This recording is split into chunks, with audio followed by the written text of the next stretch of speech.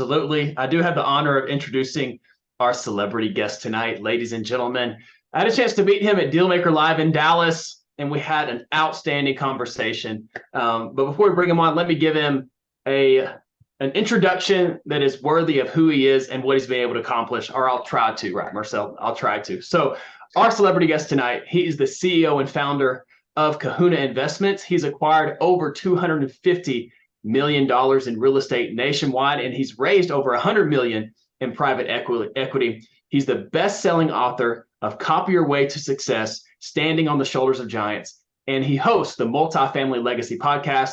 His company's mission is to partner with passive investors to create award-winning apartment communities families are proud to call home. Ladies and gentlemen, let's give a warm Freedom Chasers welcome to our celebrity guest tonight, Mr. Corey Peterson.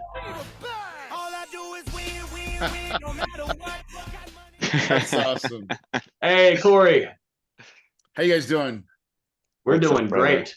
We're doing great. We're glad to be here with you tonight. Wish it could be in person, brother. Our conversation was so amazing in Dallas together, but this will just have to do for now until we meet in person again next time. Yeah, that was amazing. That was funny. That was a great, I think I just took the, it's funny how these things work, but I love teaching. I love giving back. And, you know, it's been a crazy journey for myself. And so I like to share those types of wins and really just the attitude of success. You know, this is the right place. It's the right time for sure. Right now, there's a lot of things going on in the marketplace that I'm excited about. So we are actually full-fledged into looking for new deals. Let's go. Let's go. I don't want to waste any more time before, to get into your story, Corey, because it's super inspirational. I mean, you saw on the flyer, right? Used car salesman to over $250 million in assets under management. But before we get to the used car salesman part, I would like to understand and everybody to know a little bit about your upbringing and what that was like before we got to the actual used car salesman part. Could you unpack that a little bit for us? Yeah, you know, I grew up on I grew up in Missouri in the Ozarks, like the Ozarks that you saw on Netflix. And so 180-acre farm, and you know, on the farm, you learn a lot of real lessons called hard work. And so build a lot of hay, fixed a lot of fences, broke a lot of ice in the wintertime. But on that farm, you have a lot of space and you have a lot of time to dream. And I dreamed big. I always thought I could be somebody. My dad was a roofer. My dad taught me the business. Dad taught me not to be a roofer. But what I'd like to say is on the farm, I dreamt and I imagined that I could be anything that I put my mind to. And those lessons that I learned way back then of hard work, you know, doing the small things, the important things, have been life lessons that propelled me through my success today. Corey, was that kind of concept and attitude of dreaming big, was that something that was instilled in you from somebody else, your parents or somebody external? Was that like on a kind of always embedded within you? It was really, my dad was my biggest hero, man. Like, listen, I don't know about you guys, but for me, my dad was my Greek god, right? I looked at my dad and I was like, dude, this is, you know, my dad will kick your dad's ass kind of thing, right? and you know, my dad was a roofer, but he also was a dreamer as well. And, you know, I just felt like he always said, work your hardest. You need to give me life lessons. Like, hey, he'd be my coach at baseball, and he'd be like, son, when you go up to swing for the fences, right? Don't like hold anything back, swing for the fences, go full tilt. And when you do that, a lot of times you're going to strike out. But, you know, Babe Ruth holds 2 records, by the way, right? The home run king and the strikeout king, but we only remember him for one, you know? And one of the other lessons he taught me was the hustle in everything you do. If a coach would say like, hey, run around that fence, dad's thought process was like, Corey, you better be first. The only way you're not first is someone has to physically beat you and running around that little tree or, you know, the light post or whatever it is. And that was the hustle mentality that my dad had drilled into me. He's like, Corey, it doesn't come for free, right? And more importantly, like, you know, more often than not, it's not the strongest or the fastest man that wins. It's the one who thinks he can. And so really that is the power of our mind is everything. And now hopefully you guys that's what you're doing here is you're feeding your mind, your brain, because you can give you everything that you want. You just got to put it in gear, put it in drive, and then start taking baby steps to your goals and dreams. Absolutely. That's exactly why it's called the activation zone, the Sunday activation zone. Right, Marcel? Exactly. Consistency also. I like how Corey says that, right? Because it's not about going from 0 to 100 in a matter of a month, you know. It's this consistent action over a lifespan almost, right? Corey, I mean, same for you. And I mean, we're still starting, I guess, right? But it's the consistency about a lifespan that brings you there. Exactly. Corey, I know I'm from a small town, and a lot of times, you know, it's hard to escape the black hole of small towns, you know, especially if you're a farm boy raised or whatever. You're used to just working, you know, blue collar, nothing against blue collar people, right? But it's just, that's just what it is. You know, you do what your dad did and you stay in your town and et cetera, et cetera. And it's just a black hole. I got out. Clearly you got out. So what took you out of farmland in the Ozarks to the next phase of life? I wanted to go to UNLV. I wanted to go to Las Vegas, Nevada, and go to school there. I don't know why. I failed miserably, by the way. Ended up finding out my second favorite job in the world was I was a cabana boy at the Stardust Hotel and Casino, which is no longer there, but best 3 summers of my life for sure. Yeah, so that was it. That was your breakout, going to UNLV. Yeah. You know, here's funny. So if I can, I want to share with you, I want to set the tone for you guys for just a minute, right? And so funny, I was a cabana boy, but I'm telling you, at the age of 18, I still had big dreams. And I wrote down a poem that I've committed to memory, and I would love to share that with you guys right now, just because I think it's very powerful, but it'll set the stage for what I believe as you guys are thinking and dreaming and going. So this was, I wrote this at 18 years old, thinking about where I was going to go in my life at that point in time. And for some of you, it could be right now where you're in that journey, right? So here it is. It goes, blinded by the deepest dark and lost in all my ways. Where will I go tonight? Better yet, where will I stay? I know I can, and for sure I must fulfill my dream. It's all or bust. The light, it seems so dim and extremely small. I want to get there, but afraid I'll fall. Keep trying, they say, you know you can. I must succeed and fulfill my plan. Though at times I feel like crying, let down by all the rain. I control my destiny. I control the pain. They say if you want it bad enough, your dreams will see you through. Just wish upon a shining star and they will all come true. So now I found my way in life and the dark is all left. But those times that were tough and hard, those memories are the best. Now you may have fame and fortune too, you may have it all. But watch out for that little guy, because he may make you fall. You see, you got here the easy way. Daddy put you on your feet. He gave you clothes and everything, which my dad can't compete. So I've clawed and scraped my way to all that I've become. And if you think you can deal with me, you're just another bum. They say that wealth is a rich man's obsession and a poor man's dream. But love is what it's all about. It's rare and hardly seen. Because you may make all the wealth, and that may seem so true. But does that make you happy? Is that really you? If wealth is what this world's about, then we must all be blind. Because just like my mother said, good men and women are hard to find. I wrote that at 18, guys. I was sitting there, I was thinking about what I wanted to do, and I knew there was going to be some work involved, right? I knew there was going to be some pain, some suffering, some things that are not going to feel good.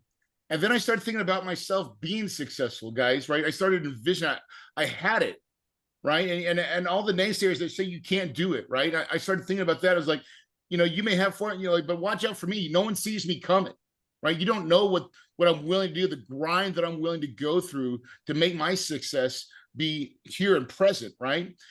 And then I actually went in and I thought about really having the wealth. And guys, it's funny because now I'm 50 years old, right? And I think about that part of the equation now where I talked about that wealth becomes nothing. It's really about who you are. It's about love, right? It's about giving back, helping others. And I feel like I had some kind of vision to think about that in the end of, we're all in this pursuit to make money, but once you get there, guys, as I have, wealth becomes unimportant. It's the craziest thing, right? It's then about how can I impact? How can I, how can I be remembered? How do I make a legacy, a mark for people to look and share and know and to lead others? And I think that's a bigger, way bigger mission than just trying to make some stupid money. And Corey, did you have that at 18, or is that something you kind of found out after the fact you had accumulated some level of wealth? No, I mean, I was poor as hell at 18, right? I mean, I was like, that was the dream. I put it down, I laid it out, I wrote that poem, dude. I'm telling you, I've memorized that thing, right? So I thought about it, I meditated on it. Something about the law of attraction and like, again, your brain will give you everything that you want. I saw myself being successful. And I didn't get the download from the mothership till I was 30 years old, guys, right? But Wow. From 30 to 50, my life's, it's been an amazing trajectory. So I don't know how much you want to share. I mean, I would love to jump into my story a little bit about how I went from used car salesman to owning $250 million real estate. Yeah, let's jump into that, Corey, and just to emphasize what you're saying, right? I mean, I don't think any of us are on your level wealth-wise on the Zoom tonight, but I think it's always a good reminder to re-emphasize this point of establishing a why that's greater than yourself, and start and having that clarity earlier on in your journey, because that why is going to propel you through a lot of ups and downs. And then, like what you said, whenever you get to that quote, quote, successful level of wealth, whatever that is for any other person, like what you said, it goes away, right? And then what are you going to be left with?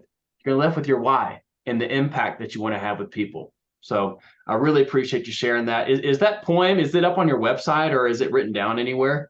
I mean, it's in my book, right? So I'll share with you. Yep, I'll share with you down the road here. But so if anything, so my goal today, I hope, is to inspire you guys and to see that anybody can do this business, right? It takes tenacity, it takes vision, but it really takes a why and a dream, right? And so once you decide that you're going to be successful, decide that this is the thing, I'm telling you that it'll propel you. So to kind of give you guys a little bit of where I came from. So really, when you don't graduate from high school or college like I did, like if you just made it through high school, you kind of got two options. You either got to sell some crap or manage some crap, right? And so, and I did. Well said. I did both. I started off as a used car salesman, and just I wasn't living my dream, but I really wanted to be successful, and I just didn't know exactly the road. And so, this is almost 25 years ago. I was dating a girl, now my wife of 21, and my mom was married to this man named Bruce. I call him Bruce Wayne. Okay, he wasn't Batman, but he had a lot of money. So my mom comes up, she goes, "Hey, honey, would you like to go to Hawaii? And you can bring your girlfriend." And I was like, "Are you paying? Because I'm broke, right? I ain't got no money." And so she said, "Yeah." So we go out, and the dude that she's living with has got a house right on the beach. And I'm telling you, this is in Kauai, the Garden Island. It is magical and beautiful. And I remember Shelly and I, my wife, go out the first day, because if you're not a morning person, you will be when you get to Hawaii. The time zone will just make it that way, right? So you get there, we walk the beach early, and it was on a cove. So we walked the cove and we watched the sun come up. And I'm telling you, it was like magic. It's like the shackles of life that had been fogging my eyes came off, and I could see clearly for the first time. And I remember looking over at Bruce's, $1 million house, multi-million-dollar house over there. I was like, what does this guy do? Because Bruce's phone wasn't ringing. Like, he didn't look like he was worried about anything. He truly had the two things that I think we're all looking for: time and money. He had them, right? And I'd never seen it like that, like the real, right? Most people have one, very few have both. And Bruce had them both. right? So I was interested, like, what in the hell do you do? And so I asked him, and guess what he said? He said the magic words. He said that he owned, he was in real estate and they owned apartments. Check the box, right? Boom. And so now I wish the story got better, but it doesn't, because Bruce was a grumpy old man and my mom was really pretty. Okay. Bruce was never going to teach me. Right. But I left the island thinking that he was the big kahuna. Okay. Mm. And then about 4 months later, I read the little purple book, right? Rich Yep. Dad, Poor Dad. That purple And I book. was like, oh my God, that's Bruce. Bruce was a real estate investor. And it all seemed to make sense. And see, he was self-made as well. And so I just formulated that in my mind. I'm like, if Bruce can do it, I can do it. Right? Because he came from nothing as well. So next step, I started, like most of you guys, I read every book on real estate that I could. I mean, there was not a book. Now, this was back before iPhone, so I'm going to Barnes & Nobles every week, right? And just buying books, right? So consuming. Finally, I'm like, I read enough books. I'm like, I got to do something. So in 2005, in June, I was like, I'm going to create a company. And I'm like, what do I call it? And all I could think about is I wanted to be the big kahuna like Bruce. So I called my company Kahuna Investments, because I knew that I wanted the end to be just like I was like Bruce. Now, so there's where it starts. So then I took what I learned, which was single family homes, right? And I actually went and got a equity line of credit on my first on the house that I lived in for like $25,000. That was my seed capital. And there was a book that said, hey, go call the banks and ask for the REO department. So I did. And I met this girl called Holly Lane. I found she worked for a credit union, and she gave me some deals that were in the local market. So I bought 3 homes, fixed and flipped them, thought I was so good that I quit my job. And I was like, I'm a real estate investor. Yeah, I'm just so good, right? My only problem was I forgot that I was only making like $200 cash flow. Well, so no, hold on. I flipped those 3 homes. Then I bought 3 more homes for rentals, right? Mm-hmm. So I buy 3 rental properties, but now I'm like, I quit my job, but I'm only making $200 per deal cash flow, right? So $600 ain't gonna get me very far, guys. Yep. And I'm like, oh crap. And the banks don't want to give me any money because I only got a job. Right. So I hit my first roadblock, guys. And at that point, I didn't know how to get past it. So guess what I did? I went and got another job. Luckily, though, this job, because of my now I'm married to my wife, Shelly, and she had a friend that was a financial advisor. He's like, dude, why don't you become a financial advisor? I go, well, don't you have to have a degree to get that job? He's like, no, it's a sales job. I'm like, oh, great. He goes, they're looking for business owners. I'm like, great, Kahuna Investments. I started my own business. I can get this job. Yep. So my only thought was I was going to become a financial advisor so I can make more money to buy real estate, right? And so here I am. This is like 2006. Get with Edward Jones, become a financial advisor, pass the test. But I kind of put my dream on hold for a minute, right? And then 6, 7, 8, financial advisor. And then 2009, the big crash happens, right? This was when I learned something that was very valuable. Now, what did Edward Jones teach me that was really valuable?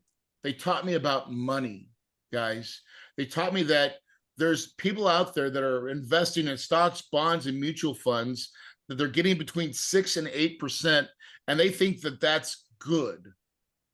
Okay. Right. And the truth is, on the roller coaster of the stock market, no one has a clue what the hell's going on.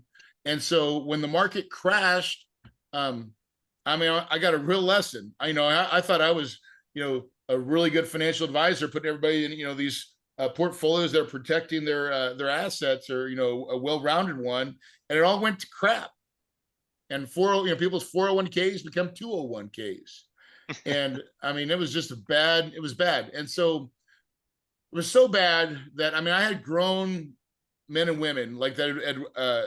I had this one couple that was retired from Intel. They just retired in like 2007, and they had about $4 million in monies, right?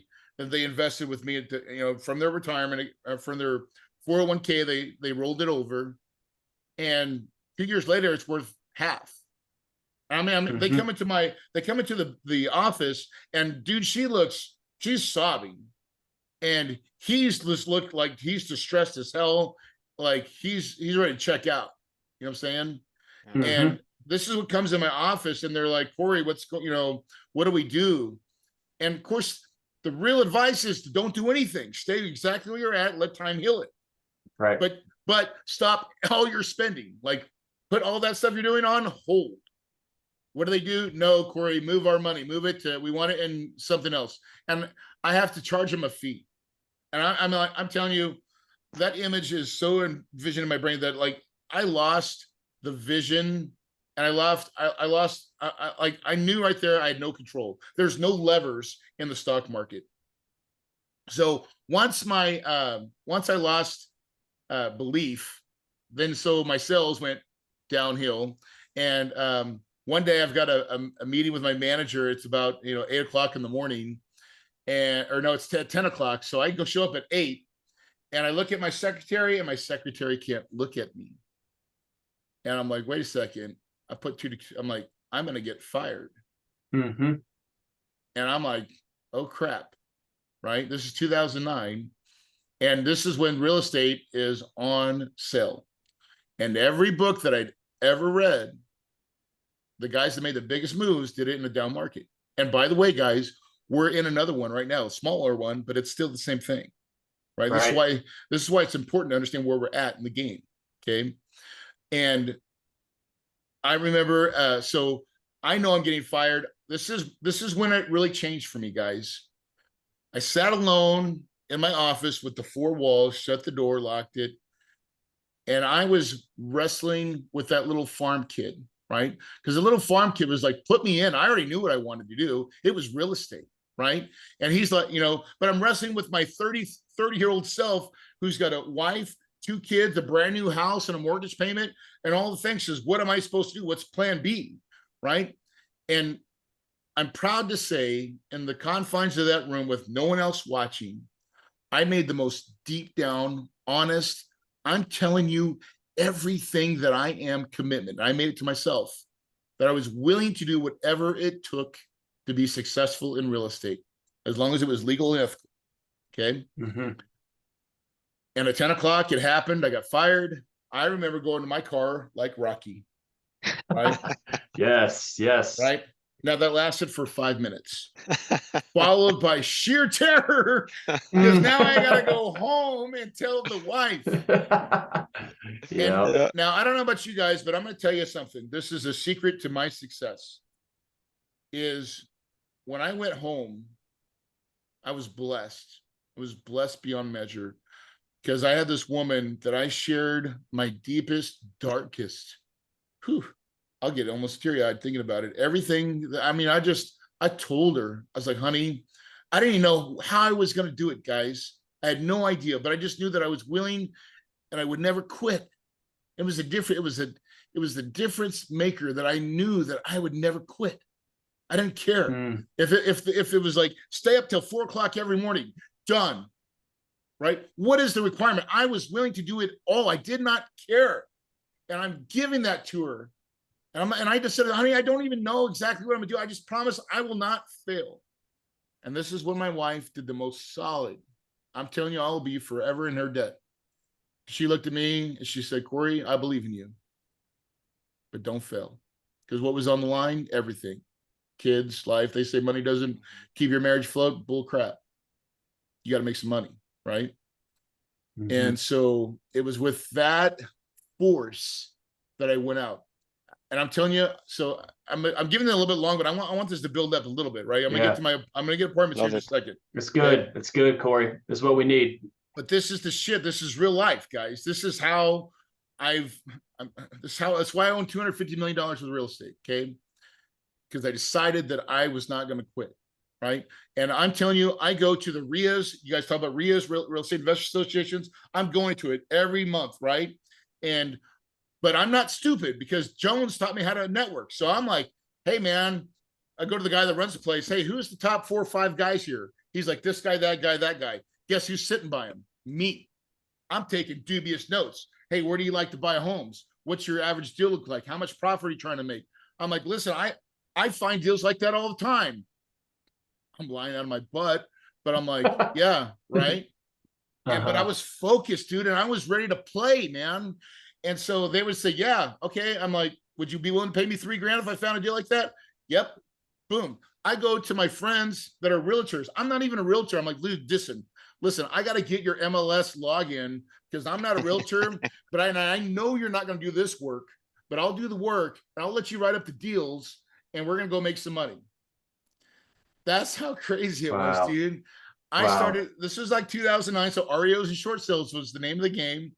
And I'm on the MLS every day, dude. And then I start getting it, right? I found two or three guys at the RIA that's buying my deals. Now, so I'm in the game, guys. I'm in the game, like making $3,000 a nick, you know, and I'm like 3 or 4 deals a month. I'm like, Daddy's playing. I'm in real estate. Come on. I'm a trader at this point, guys. Okay, Robert Kiyosaki never said anything about fix and flip or wholesaling this crap. He always talked about cash flow. Okay, but then I'm like, dude, if I could only find some private money, and I had no idea about private money. I just knew that I needed some because I didn't have any money. Right? I remember I was playing racquetball with one of my old ex financial advisor clients, and he didn't have any extra money that I knew of for sure. But I was asking, but he lived in a retirement community. And I was asking him as a friend, I'm like, hey, Carl, you've been watching what I'm doing. I'm wholesaling. And these deals are working. But I'm like, if I could just get some money, like, I mean, about $100,000 or whatever, I could give someone what I'm making as a rate of return, like, 12% rate of return, give them a note, deed of trust, lock it up. I'm like, do you know anybody in this retirement community that you live in? And he was like, well, let me see what I can do. Well, the next day, guess who calls? Coral, right? He's like, and I'm like, oh my God, Coral found somebody. He goes, Corey, you still want to do that 12%? And I was like, hell yeah. He goes, Corey, you don't know this, but my home's totally paid for, and I can borrow money at 3%. If you give me 12, I can make a spread. How much money do you need? And I actually had a deal under contract, and I was like, and I was like, see, I got no money for the payments. I got no money for all, rehab. So I need the whole thing. I was like, Carl, I need $85,000. And there was a slight pause, and then Carl's like, yeah, okay, yeah, let's do it. And I'm telling you, my jaw hit the ground. I was like, because I didn't even know where to send it at that point, right? I didn't even map it out. But I will equate that moment to going in to a telephone booth as Clark Kent, and I come out of that thing like, raise profit money. Yes, that's right. And then it was like another shackles of life coming out. I was like, surely I'm not the only person raising private money out here, right? And I'm like, well, I know I'm not, and then I was like, well, what are other people doing that's, so I started looking around. All of a sudden it's like, oh, you need to have a private money program. You need to have a credibility kit, some before and afters. I was taking the before and afters of the wholesalers that I did. The other guys were flipping them, but I was still managing their projects. So like, those are my deals. I didn't care. Right. And I started building all this stuff. And next thing, within a year, I had like $1.5 million of private money fixing and flipping properties. Okay? Wow. I'm moving. But okay, this is why single family doesn't work. Okay. I was running around with my chicken with my head cut off. Right. It was just bad. I was glued to this thing right here, this telephone, right? Because I'm finding the deals, I'm working the deals, I'm working the rehabs. And there was a day where my son looks at me and goes, Dad, are you going to be at my game, my soccer game? Yes, son, I'll be there. And his game was at 3:00. But in my mind, I was like, dude, I got to go look at these 3 properties real quick. So I devised a plan, wake up early, go get deals, come be back for the game. First property, late, right? Like, oh my God, they're missing this. I got to run to Lowe's, get stuff. I'm like, oh my God, look at my watch. I'm like, getting behind. Go to the second one. Dude, I got to the game at the very end. And what happened next, I hope none of you guys ever have to feel in your lifetime. Ooh, this one's tough for me. I have to go there to tell it right, right? My son came off the field, Ryan, like, I'm telling you, like, you promised, Dad, you promised. And I remember grabbing my son, I put his head right in my chest, and he's sobbing. Whew. And I break his heart right there. I have put money and the stuff that I was working on in front of my kids, right? And I'm telling you, your kids do not give two shits about how much money you make, guys. The only equity they trade in is time. Facts, right? It was hard, right? So now kids are resilient, okay? And he still wants to get in my truck and ride home with me. So we're going home. And I mean, the whole time, he's just trying to hide it in, right? And I'm just, oh, it's just killing me. We get home, I drop him off, and my wife looks at me and she's like, you got to fix this, dude. You're doing it wrong, right? And I mean, I'm telling you, at that point, I was a slave to this thing, right? And the work, because I was doing it for my family. Bullshit. I was doing it for Corey. Corey wanted to be cool, right? And at that point, I'm telling you, drive, and I am cussing at myself. I am beating myself up. And I do this for a good 30 minutes. I'm just like, you son of a bitch. I mean, I'm just, guys, I was just devastated. And finally get a piece of calm. And I finally reach up to God and I said, God, please forgive me. And I asked him for his forgiveness. And I felt that come in my heart.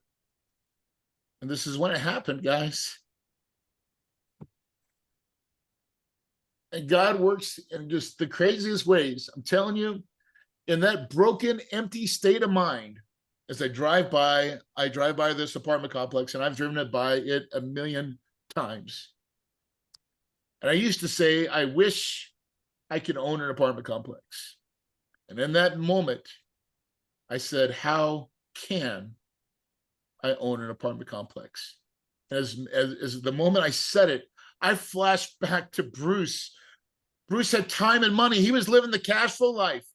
I knew apartments was the answer. I knew that was my road to giving myself the freedom and the love and all that stuff that I needed, that I wanted for my family. I flipped around and did a UE. I went all the way to Barnes and Nobles. I bought every book I could on multifamily investing. There was a Multifamily Millions by Dave Lindahl. Bought the book. It was the fourth book that I read. He ended up becoming my mentor, and he taught me the business. And in 2011, I bought my first apartment complex. I bought it for $3.2 million. I raised $1.4 million of private equity. And I kept that deal for 5 years. And in that fifth year, I sold it for $8.8 million. Boom. I made like $2.4 million of money on my own. And ever since then, I've been living this dream called the cash flow life, guys.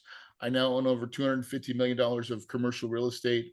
I love it. I love the game. I love the freedom. I love everything about it. And so hopefully that was inspirational for you guys, because I'm telling you, success is just so close to you, right? If you'll just go out and go touch it and feel it and grab it, it can be yours, but just do it the right way. Don't make the mistakes like I did. Yeah, that's huge, because in the end, everything comes at a price, right? What's the price you're willing to pay? And I think that's what you bring up here. It's a lot of us feel that here too. And I know in our team, right, Trevor, Victor, that's a big talking point as well. And it's why we set some core alignments and have some clear priorities. And this is the thing with partners as well, right, Corey, is if you have partners that don't understand that, for example, they don't have kids, you do have kids or family, they have different priorities. Now you have this weird vibe because they don't understand if you have to make certain priorities and you have to say no to certain things. Here you can go hard, here I can't go hard, right? And this is a beauty that's been in our team, I would say, where we're all on the same page on that. And I think everyone here can relate to you 100%. Yeah. The truth is, you can have it more now than if you really know it. I mean, what I started learning is you put your limits on yourself, right? Like in the beginning, you can grind. Like, listen, there's seasons of this business, and sometimes you have to grind. Okay. I'm not saying that it's grind free, because when you're trying to get the wheels rolling, you got to put in an insane amount of work, right? But you can still do it and manage it, right? The problem with most of us, when we're working, we're really not working hard. We think we're working, but we're not working at a very high level. And so you can condense it into slots if you'll get smart about it and control your time. And I do everything by calendar now. Like I live and die by my calendar. The reason I'm here is this was on my calendar, right? On a Sunday, I had to set a reminder. Thank God Trevor texted me too. Yes, sir. Yes, sir. Yeah, Corey, I just want to say thank you so much for sharing that and really taking the time to unpack that, because, I mean, one of the core DNA within the Freedom Chasers is we do love our families a lot, and we're doing something.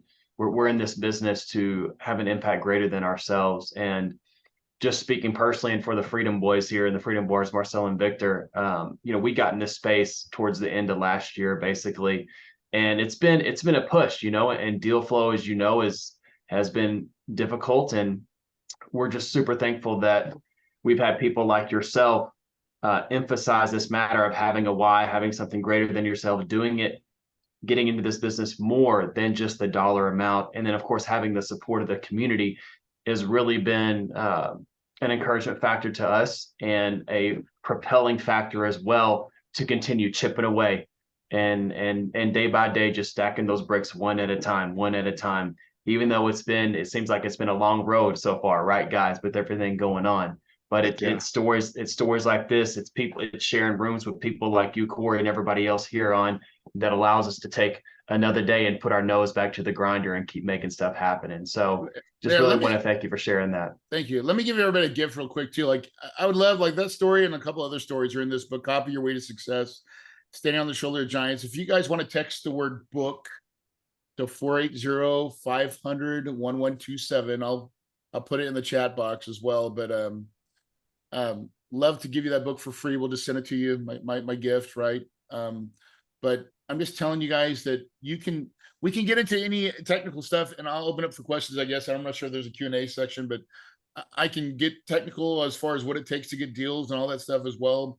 But I just feel like that is a great segue to what I think a lot of you guys are going through, which is you really want to be successful, but how do you do it? How do you, it comes, but with setting a why that's so powerful that you've got to say, I'm not going to quit, right? It's got to be like, if you look at anybody who's super successful, high level of success, you will see that they all have this in common. They check, like you look at, Michael Jordan, Kobe, sports stars, or anybody successful in business.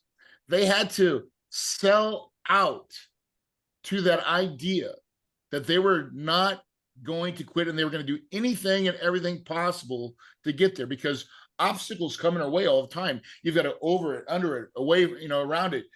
But the whole time you're like keeping focused on your vision, because that's the thing that'll get you there. And listen, how many deals does it take to be successful in real estate? Like in the multifamily space, one. That's right. One good deal, and dude, that can set you up. Imagine doing one good deal a year. If that's all you ever did, you worked hard and partnered with people, and you only got 25% of a deal or 30% of a deal or whatever it is, and you did one of those every year, you did it for 5 years in a row, you would be so set free that you would not even know what to do with yourself, right? And so, like, that's how it works, guys. One deal can set your life free and can set you up for legacy wealth. And that is a real thing. And when you start to see it and do it, and then if you think about that, if that's your dream, then you've got to be careful to who you share it with, right? Because like as entrepreneurs, when we go out, man, we got this idea and dream. You got to protect that thing. You got to build a fortress around it and protect it. And then you only share it to the right people. And usually that's not your friends and your family. They're the first ones to step on it and try to crush it, right? Yep. That could be fuel, by the way. That could be fuel. Like for me, it was. Shelly's mom, she's Filipino, dude. She did not like me. I was not a doctor, a lawyer, or a dentist, or anybody making money. I was a used car salesman. She hated me. And I was like, I made her my fuel. What's your dumbass husband doing? He's not making any money. You know, my wife's making 6 figures, right? Your damn husband not making no money. What's he doing? And I was doing real estate, man. I knew what I was doing, but I just didn't, so I've got this journal that I have. Like, I was like, honey, this is the year. This year, I'm retire you. No, this is the year, and then, and this goes on for 3 or 4 years in a row. Kahuna's making waves. We're starting to get it. And then finally there's a one entry that says, honey, today's the day. Today's today. You will no longer ever have to work unless you want to. Right. And it was my mission. And then I ended up buying her mom a house. Her mom lives in the house that I own, right, for free. Wow. And she loves me now. I figured out her secret language. It's called casino money. It's good to find out the mother-in-law's secret language. That's for sure. That's a hard code to crack, but that's an important one. Corey, we have about, Ashley, let's say, she's laughing because she knows it's true. Corey, we got about 10 minutes left before we open it up for a little Q&A. Let's dabble a little bit in the technical side of things, and feel free to speak to one or both of these points. But when you and I had our conversation, your deal structuring was very interesting and not what I think typically occurs out there in the general rule of thumb in the industry. And then also, obviously, you've raised a lot of money as well. And so I guess my 2 questions would be, number one, unpack the kind of the unique deal structure that you have with your apartment complexes. And then also, if you want to, and if there's time, talk about how you built your investor base that has bought into that kind of deal structure and returns that you offer them. I'll do both right away, right? So, okay, cool. So I started off, because I was a financial advisor, I was skewed in the world, right? I know, like, if you were to if I was to ask you right now, what your financial advisors say a good return is, it's 6 to 8%, guys. That's what every one of them is going to say. So there is a whole market of people that believe 6 to 8% is good. They think 12% is risky, right? And they think that 20% is ludicrous. Okay, right? Yeah. Ludicrous speed. And ain't none of them going to hit that button. Okay, so in that understanding of different buckets of money, okay, now I'm going to tell you a hard truth, guys. Most of you guys are raising money in the wrong, stupid places. You're going to all these multifamily places, and I'm not saying that you can do it, you shouldn't do it this way, but just understand the cost of it. Okay, all the private equity, all this smart money that's at the real estate multifamily events, I never go there to raise money, ever, because it's smart, it's expensive, and it comes with, what's my GP? What's my GP? Well, I want my GP. Yeah. Those are words like smack, no, none, right? My investors don't ask that shit. Why? Because, dude, they're like thinking 6 to 8. And if I told them 12, they're like, oh my God, I hit the jackpot, right? I developed a method called 6 and 6, right? And I did this because I was a financial advisor. And so I give a 6% pref. And this is how I talk about it. And it's very similar. And let me give you this analogy, okay? I'll talk about it, then I'm going to give you an example, and then we're going to talk about it a little bit more as far as how you find these people, okay? So a 6% pref, that's pretty simple. Everybody understands that, right? So if you give me $100,000, you're going to make $6,000 a year or $1,500 every quarter, okay? That's what we're trying to hit. That's our objective. And so, but I pitch it to my investors like, guys, this is, because they're already thinking 6 to 8 in their mind. So if I hit the number 6, they're like, okay, I'm like, listen, if this thing did nothing else but paid you a 6% income stream, that's like hitting the jackpot. I'm like, what else in the stock market right now can pay you a 6% payer that pays quarterly? What investment is there? There's none, right? It's crickets. Yeah. There's nothing. There's nothing, guys. Right? So then I said, but wait, there's more, right? So when we do these deals, right, we buy them on cash flow, and that's what's paying you that first 6%, this cash flow of the asset. But tenants expect rents to go up, and we never disappoint them. We always raise the rents. That's right. When we do that, we're creating more value, right? Where the properties are becoming more valuable. And so 5 years down the road, we're going to sell this thing. And when we sell it, we're going to share the profits with you again, right? So we had cash flow on the way. That's your first 6. And then on the sell, I'm going to give you another 6% annualized for every year you've been in the deal. And so what I'm giving them is a 12% return, right? IRR or something. It's not quite IRR, but it's really 12% on their money, cash on cash. And so for them, they're like, yeah, right? And that's like, that works for them because they understand. And this pool, this wonderful pool is anybody that's in the stock market, guys. Anybody that has an IRA, anyone that has a 401k, those types of investors. And here's the thing, we all think that everybody's in real estate because we put on these little goggles called real estate goggles, guys. And that's all we see is real estate people. And I'm just telling you, we are the minority. When you really understand this, we're the minority. Most people don't know people like us.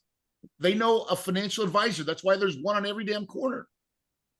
So if you will start to try to compete with that, and these are, I mean, and listen, and I'm talking about business owners, guys. I'm talking about business owners that have 25 employees or more, right? Like, and I use that metric when I'm looking for people, 25 employees, because I know they got a real business. And those guys, business owners, are busy. And most of them have a financial advisor, guys. All right. So give you a real example of how this stuff works and the way I structure my deals. I do a 50-50 split. Now, the only thing I'm going to split 50-50 with my investors is the depreciation. Now, would you guys all agree? Most deals that are out there do a 70-30 split. Can we agree to that? Agreed. Right? 70% of all the money made goes to the investor pool and 30 goes to the GP. Okay. That's good. But then you go to your GP, you're like, wait, what if you got partners? There's like, it's not 30%, right? Or like, it's even like 15 and 15 or, whatever. It gets diced up pretty good along the way. So we did a deal in Yuma, Arizona. I bought for $10 million. I held it for 3 years and I sold it for $19 million. Right? Wow. So we made 10 million profit, right? Pretty good, right? Pretty good. Pretty good. Dang good. Okay, now that's not normal. It's not normal. I'm going to tell you it's not normal, but it was like the perfect timing of when the market went crazy and we'd fixed a real problem with that property where we made the income very consistent and predictable and people were willing to pay a lot of money for it. We sold it at like a 4 cap. Okay, and it was a 1980s building. But people will pay stupid money for a steady rising income stream. And that's what we created. Okay. So that's my operational thing for you guys. Steady rising income stream.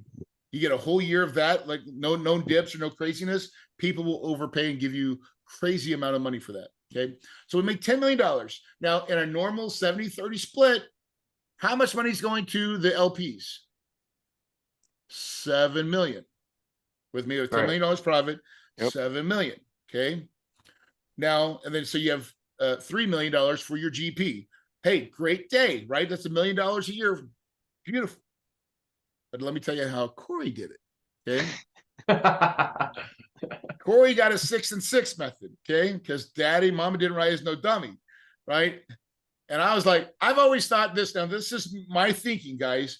I think we should be the ones making most of the money.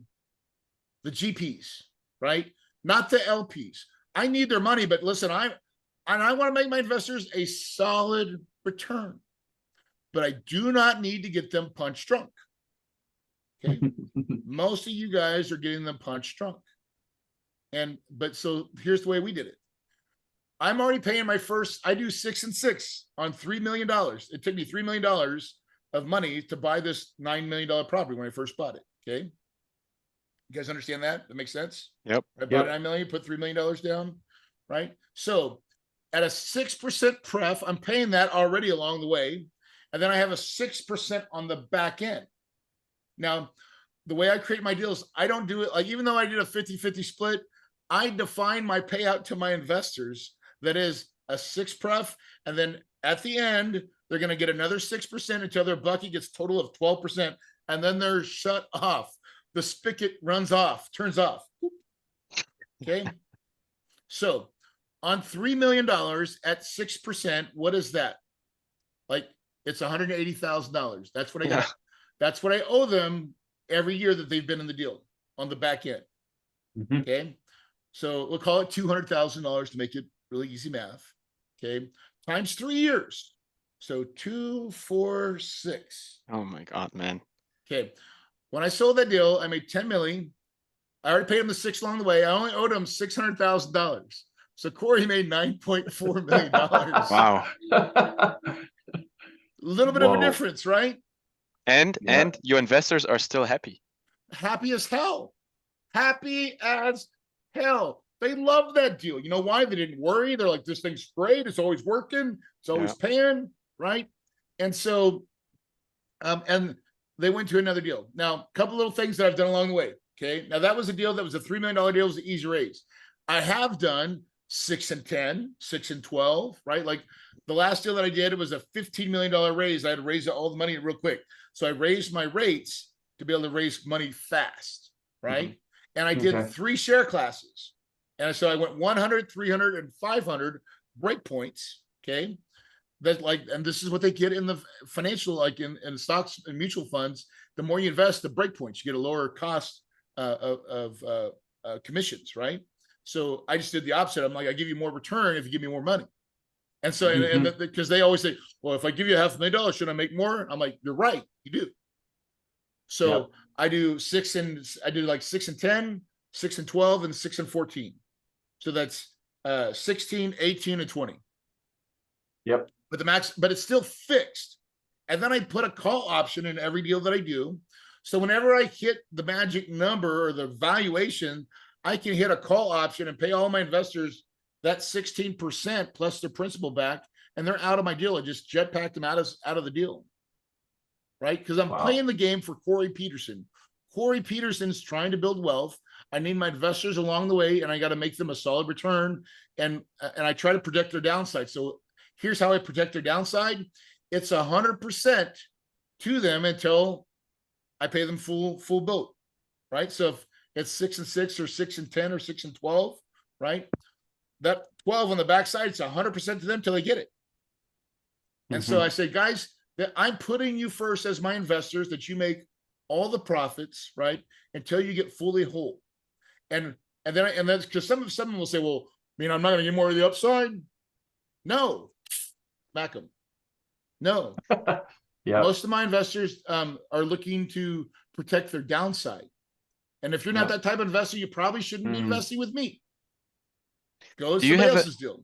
Do you have a deal then, Corey, where you refied your asset and you got a big paycheck on that? You paid your investors, and now you are essentially the sole owner of the asset. They're coming. I could have done it. I could have done it on the Palms deal, honestly. Yeah. But I had to buy some new other acquisitions that I wanted to buy, so I needed to cash out because I wanted to get rid of that one. And it was a decent property because it was a 1980s property, but like the last ones that I've sold, I've been selling junky, my like 2000 or 1970s deals.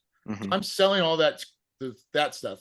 I've got a lot of 2005, 2007, 2002 deals that I'm absolutely going to do that. When I refi, that is my cash out.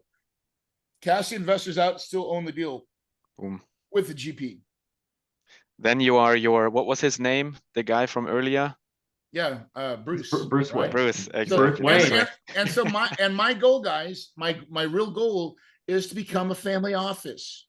I've got this vision in the next 7 years that I'm going to become a family office where I'm not even looking for money anymore. I'm just working my own money. And why? Because when I do sell, I make a big chunk. And so then I can take my chunks of money and work it for myself and check out. You know what I'm saying? Like my kids are going to be running this stuff. At least one of them. One of them said he's already interested, but that's the goal. Love it. That's Monopoly. A holistic picture. Playing Monopoly here, guys. Buying red houses, right? Selling those crappy green ones. Buy the reds. Stack the deck so you get paid, right? Now I take a 3% acquisition fee. Some people take 2. Why do I take 3? Because I want to make 3, right? Mhm. And people say, oh, Corey, you're taking 3%. That's too much. Get the hell out of here, dude.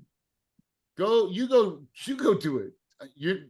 I'm just telling you, I just tell people like money like that. I have no patience for it. I'm like, listen, it sounds like we're not a good fit, right? I understand there's lots of other deals out there, but this is the way we do it. And if you like to do it, I'd love to do it with you. We've got a proven track record, but like, I'm not here to coddle it or try to make exceptions to the way I play the game. Yep. Amazing. And that's good. confidence, right? And that's confidence. And to let people go because I don't need them. Mm-hmm. That's right. Well, Marcel, what do you say we open up for a little Q&A here before we Absolutely. call it? Absolutely. I would Yeah, be man. shocked if there's not some questions of, yeah, there we go. Yeah, I would be shocked. Yeah, there we Let's get started with Jerry. Jerry was the fastest. Hey, what's up, Corey? I appreciate you being here on a Sunday night. Thanks, Jerry. Yeah, I'm part of the Freedom Chasers, community here, the part of the leadership team. I'm a debt broker, but I was listening to your story and I started to write all the similarities down. My dad was a roofer; he was my ball coach. My wife's name's Shelly, so like I was just going through all the different things, man. And your dad sounds a lot like mine. We've actually run a roofing company the last 20 years ourselves as well. So my wife and I. So, but good to meet you, and I appreciate hearing your story. And yeah, it's an inspiring story. So appreciate it, man. Thanks. Awesome. Love it. And let's bring Tiffany. I saw Tiffany was very active in the chats here and very engaging. I love it. So Hi, I'm guys. excited How to are bring you you up. all? What's up? Hey, Tiffany. Thanks, Corey, so much for your story. Super inspiring for sure. But as just listening to what you were just saying about, like, hey, these are kind of like your standards is what you have for your assets and how you're bringing people in. Like, who are you targeting when you're raising capital, right? Like, because in my head, I'm just thinking like, okay, well, if you know people that are used to being in certain deals and they're used to being in deals until the property, is forever, do you have a lot of create a different structure? So create a structure for that, right? So like, listen, I hear you. So that's, and segregate the list, by the way. Okay. All those people that are already qualified there, tag them in your CRM and say, these are, expensive money, right? And just know that that's what it is, right? And make sure you guys hear me. I'll tell you whatever it takes to get in your first deal, just do it. Okay. Now, when I first, I didn't start at 6 and 6. Okay. I started off I gave everything away. And then I went to 8 and 8 with a kicker. And then I went just 8, 8, no kicker. Then I went 7 to 7. Then I went 6 and 6. Right. I started challenging my capital every deal that I did. Okay. Because I was like, I wanted in my mind, he who has the lowest cost of capital wins. More deals qualify, and it works. Okay, the structure works. So that's kind of how I do it. So I will tell you to do it, but if I could go back in time, I would have segregated it way sooner, right? And so, and even if you could do a deal with that, you could put that maybe that piece pref equity or put your 6 and 6 money in pref equity and the other money in second, not pref equity, and give it a stupid return, but just know that pref equity is in front, right? And make your pref equity 6 and 6. Okay. Does that make sense? Right? Yeah. So you can still get best of both worlds in the way you're structuring the deal. And that's the great thing about real estate and the way we do these things is it's all negotiable and what capital. But so where to find these people? Okay. The problem is you're looking in the same places where everybody else is looking, which is all the real estate anybody would do with real estate. You got to get outside of real estate. Okay. So you've got to target high income business owners. Okay. Where do you do that? LinkedIn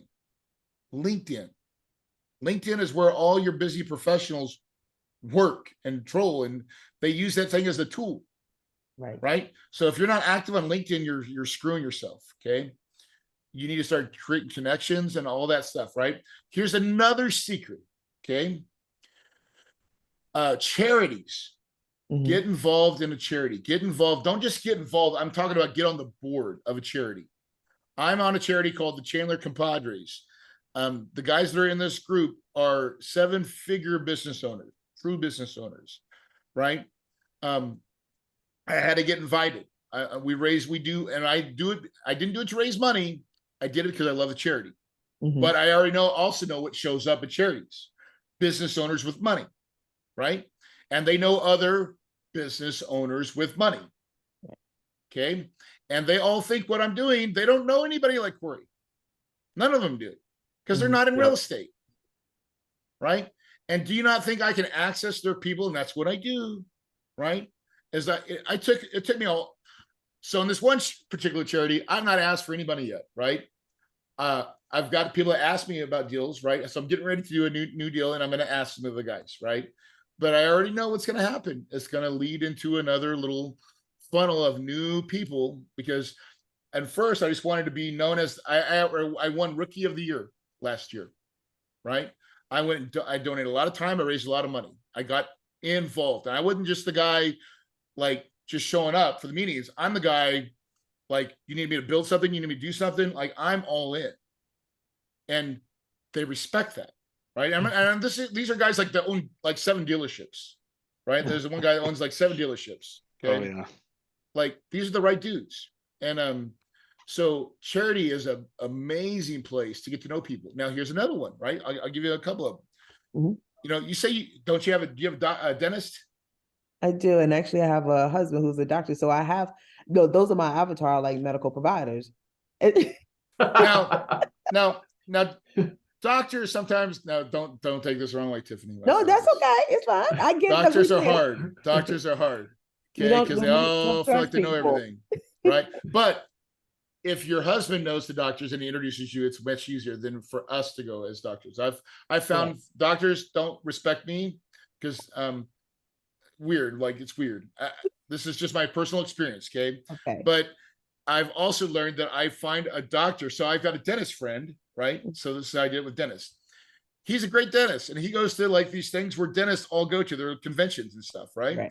I was like, hey, can I come as your friend to this dentist thing? Because I'm just generally interested, and he knows what I'm doing, right? And he's giving me money. So he's like, yeah, you can come. So I come as his guest, and they're like, oh, well, this is Corey. Corey does this and this. And they're like, oh my God, tell me more. Right. And so none of these people know anything about real estate. They're all own practices, and I'm the guy. Right. That's the difference. That's what you're not doing, that you've got to be doing. You get into these places that are totally away from real estate. You do not go to events looking to raise money. You go to the events to build partners, teams, look for deals, right? But you raise money. If you can still raise money there, just know there's cost, and call it that, right? Because whatever it takes to get in your first deal, but then be working on this side hustle of, I'm building myself an everlasting gobstopper, right? That's going to pay me all the time at a price that gets you paid, Tiffany. Right. I love it. Thank you. That is my goal. And I'm in medicine too. So we do not take offense. We don't trust people, because feel like people would be at us sometimes, you know. So because everybody's at you, right? Everybody comes at you once you know you're dying. Like, everybody comes at you 10 different ways. You're like, you've already trained to say hell no. Absolutely. Thank you so much. I appreciate you. That was awesome, Tiffany. Awesome, Corey. Let's bring it home here with our last 2 hand raisers, Alicia and Peter, and then we'll wrap it up for that. Alicia, let's get you unmuted here and fire away. Yes, thank you, Corey, so much for sharing your story. My question is, getting started. I'm still getting started with like wrapping my brain around capital raising and how this is all going to work. And so when I'm thinking about going to an event, whether it's in person or like virtual events where I just want, a link for something if they're interested in like a soft commit for just a general like investment, I'm trying to figure out like what CRMs are better. Or CRM question, that's tough. So I would do ClickFunnels is an easy one to create a squeeze page or some type of like, go here if you're interested. But even like we drive people to Eventbrite, right? So we use like from LinkedIn, we'll try to drive people to an Eventbrite, watch a quick webinar or like a little small webinar that we talk about what we do. And then it goes straight from there to book a 15-minute appointment, one-on-one, right? Calendarly, right? We take a lot of people straight from LinkedIn just because LinkedIn are about business connections. Like, hey, listen, I want to learn about your business. I want you to learn about mine, right? Let's do a 15-minute quick introduction. And then you send them a link to your Calendarly. And dude, I'm telling you, like, that I want to cuss, but I'm not. That stuff really works. Okay. That stuff really works. And like, you're like, that didn't require anything, just a Calendarly link, right? And then you're having conversations about, tell me about your business. And I'm, you know, like, and that really works locally really well. Hey, you're a local business. I'm local too. I want to learn about, like, it's like a BNI, because that's how those guys think. And they're like, well, hey, listen, here's what I do. And I would love to be able to show you my deals, but I need to have a pre-existing relationship with you. So I'm going to send you this DocuSign, you know, so you can fill out real quick so I can show you my deals in the future. And you don't have to invest. I just want to get you on my list. Yeah, that sounds great. And now you're building a database of the right people. And if you don't have about even a database, Podio for all, you know, that's the cheap one. There's just all kinds of, like, I would research it, but like anything, version 1, Alicia, is better than version none. That's a good right? one. Do whatever is the cheapest that you can afford that gets you into the game, and do that. Don't try to complicate it. If you have to use Excel, use Excel. No excuses. Thank you. Thanks, Alicia. All right, Billionaire Pete. You'll be the last one. Fire away, brother. Corey, thanks so much for being here. Great story. Great to hear your story. I really appreciate the mindset that you shared with us, and just the confidence. You know, I lead in the Multifamily Freedom Chasers. I lead the broker outreach Zoom, and we talk about that all the time. One of the keys is just talking to these brokers with confidence. If you talk to them with confidence, they take you seriously, and they send you deals, and they call you, and they keep in touch with you. So I appreciate that. The posture that you talk about, telling these people, it's like, this is the way it is. You know, you do business with me the way I do business, or maybe this isn't for you, right? That takeaway. I love that. Yeah. You really kind of answered my question, but I want to ask you very specifically. I'm sure, like you said, your first deal wasn't 6 and 6. What was the split on your first deal? It was a 50-50 split, right? Really? On your first deal? Mm-hmm. That's amazing. Well, I didn't know anything else, right? So I was like, right. You didn't know any better. Yeah, so it was a 50-50 split. That's unbelievable. Yeah. So that was just taking all my private, like, listen, I did my first deal totally wrong, guys. I didn't even have a PPM. I mean, I didn't do it until I had a refi down the road. But I raised $1.4 million in unsecured promissory notes. Wow. Not even crazy, not even kidding. Like, these people just sent me money, and then I stroked some kind of promissory note. So it was based on nothing.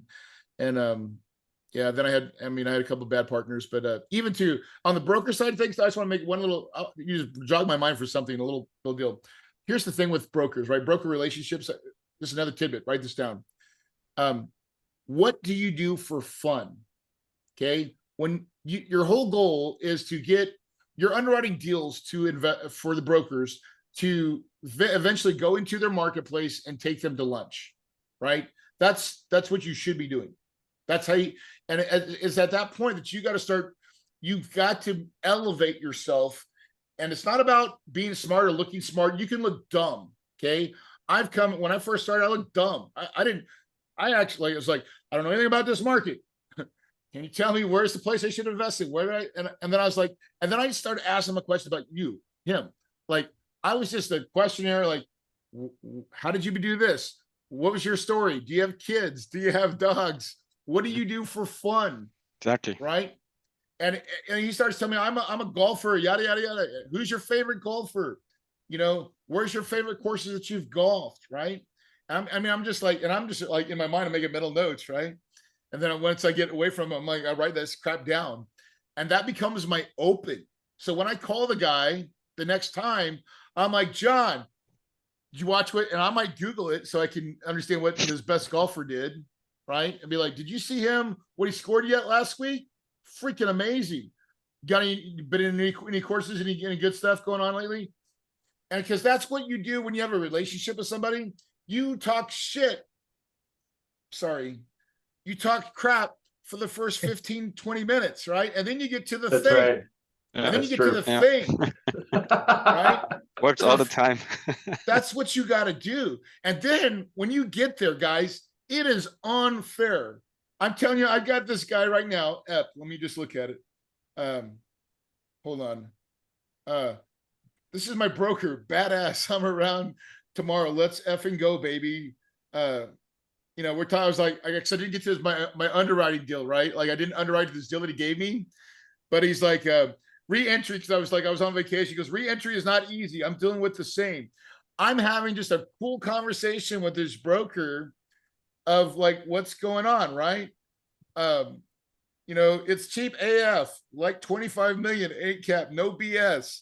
We're talking like this is and he is. Yeah. He's a friend, right? That's good. But when you get there, it's unfair. Yeah. It's unfair. I'm going to win. I'm going to get choice deals that you guys will never see. Why? Because I play the game on relationships. That's how I play my money. I play it on relationships. I ask for lots of referrals. I get lots of referrals, right? I create an everlasting gobstopper, kids. And I'm telling you, this is a beautiful game. It is a beautiful game, and it can give you a lifestyle that is absolutely amazing. Let's go. Let's go. Well, that's probably an outstanding place to stop. We are 10 minutes over, so appreciate you sticking around a few more minutes than what we had scheduled, Corey. Billionaire Pete, thanks for that great question on wrapping us up here. Y'all know how we like to do it, right, Marcel? Get the phones out, show a little love. Sir. Walk us through that here, Marcel, really quick. Let's take the phones out real quick and take a picture here, because everyone needs to know obviously what you are doing, what we are doing, right? And we want to show some love to Corey here as well, and call him out on social media here, Instagram. I'm sure Corey's out there too. So tag Corey. I'm sure Caleb will put the links down here as well again. Kahuna cash flow, baby. There you go. Kahuna cash flow. And I'm sure he's going to share you as well. And all of a sudden, look, even the people that know Corey see you shouting him out. Boom. How easy is the game, right? That's right. Corey, we appreciate you so much. This was amazing. I think at some point down the road, we got to slot you in for round 2 and bring in Shelly as well, because she would have a lot of value to contribute in our community. We'd love to meet her and get to know her a little bit. If that's okay with you guys, I think that would be awesome. Rock and roll, man. Love it, guys. Thank you for your time. Thanks for letting me share my message, my story. Hopefully connect with you guys. If you guys can take one thing, I'm just telling you, it's the power of your mind. Make a choice, decide, right? Your paradise is possible. I'm telling you, you can have it today. You just got to decide that it's going to happen for you. That's right. And Corey, can you put that number in the chat one more time? You were generous enough to give that free book offer for everybody. Yes. Yep. Text the word book, BOOK, to 480 500 1127. So book to 480 500 1127. There we go. I just keyed it in. Awesome. Thank you, Corey. This was outstanding tonight. Appreciate you. Yeah, thank you guys. You guys have a wonderful day. Send your greetings to Shelly as well. Thank you.